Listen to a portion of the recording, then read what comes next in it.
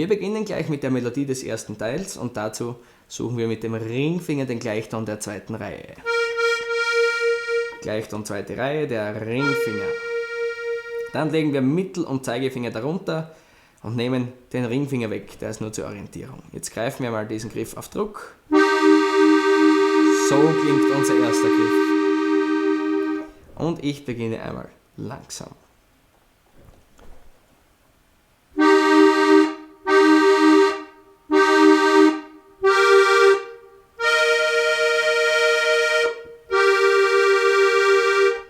Jetzt versuchen wir gleich den Bass zum ersten Teil. Hier brauchen wir einen Polka-Bass in der zweiten Reihe, den suchen wir.